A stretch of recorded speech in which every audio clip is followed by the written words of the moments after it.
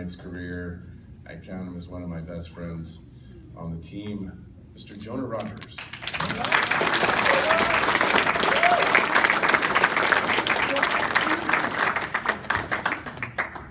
I love you.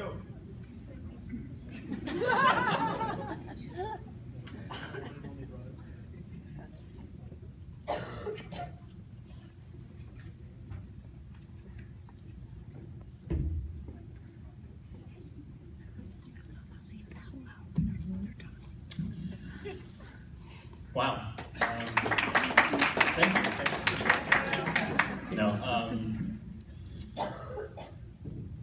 I'm not really sure what to say. I didn't actually write a speech. It's all in my head, so I'm just going to jump right into it. First off, I want to thank the coaches, starting off with Ben. Ben is the tenno to my Warframe. He is, some memories I have of Ben. In high school season, sophomore year, I wasn't really sure what I wanted to swim, like at all, and I think it was one of the first or second meets, Ben put me in the 500. And he said, Jonah, if you get a good time on this, you never have to swim it for the rest of the year, maybe once. I got a good time on it, and I swam it every single meet for the rest of my high school career, not including this last year because I was injured. That's the only exception.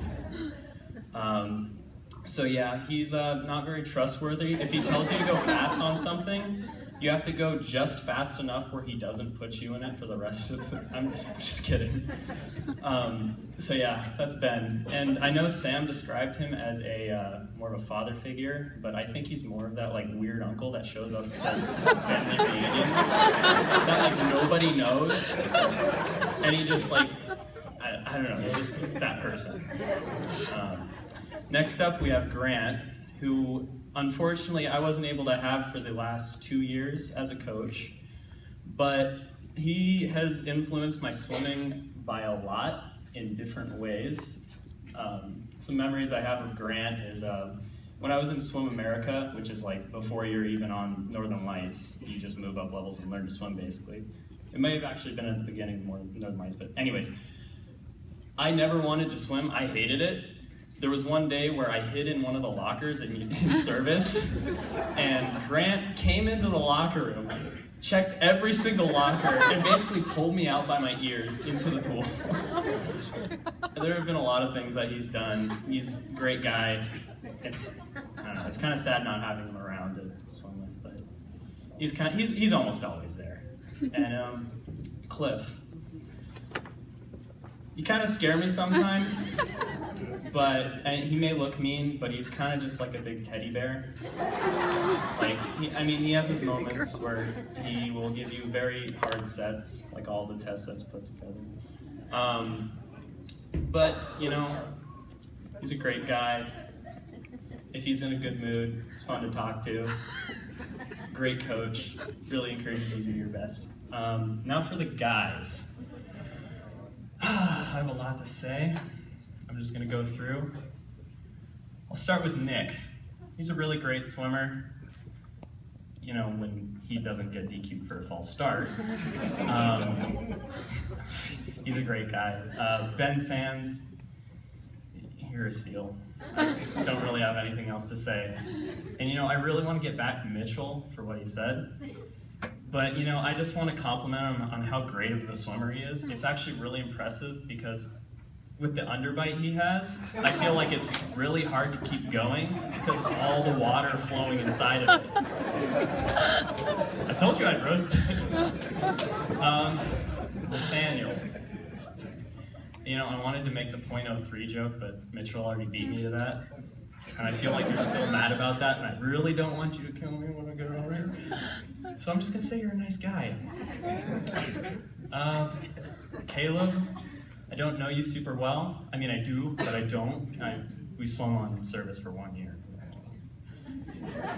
He's a funny dude.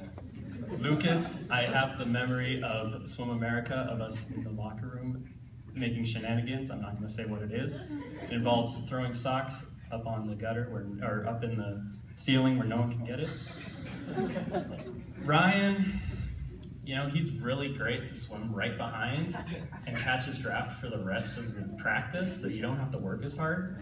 And because he's so good at doing that, I always, if I'm ever swimming the 500 next to him, I make sure to set up a good pace for him by, sprinting one and then cruising and then sprinting and then cruising, screwing up his pace so we both go super slow times. Nick, I'll always remember Club Ice and all of the weird noises we made while carpooling from Golden View to practice. And I wasn't really sure what to say with Sam, but let me stretch out really quick. I'll probably just have to skip it, that's fine. I'm just kidding, Sam. Did I miss Sam? I did. I missed people, but I feel like I'm taking up a lot of time. Lastly, I want to thank my parents for pushing me to do what I want to do. Actually, that's not true. I really wanted to play polo, and I'm really good at it. But my parents never want me to play polo because they're scared that I'm going to be too good at it. Because, how many people can you say scored on an Olympian? He was in 68 Olympics or something, but, he's in his 70s. It doesn't, minor details. Yeah, my mom always driving me to practice in the morning during the summer, but now I can finally drive. And my dad for doing the unnecessary, like buying me a suit when I don't need one, so I have to swim fast and I can't sandbag anymore. And for being at almost every meet he can be at. He's an official, but he's there because he wants to watch me and Anna Grace swimming. And also, Anna Grace, I'm really scared because with this whole injury, I'm afraid that you'll actually be faster than me, and I feel like you are now, because your shoulders are already wider than me. You could probably beat me in every single physical activity I could do. But I'm still taller, which I probably will be for a while. Anyways, yeah. Thank you to everyone. I had a really great time on this team. I will be swimming in college, so hopefully this whole shoulder injury thing won't really hold me back for much longer. So yeah, it's been a great time. Oh, and also, I'm really sad because I wasn't the first person to thank my mom in a speech. Jackson beat me at that 2 years ago. Say that. But thank you, Mom, and thank you, Dad, who is not here right now, but I'm sure he would be here if he could.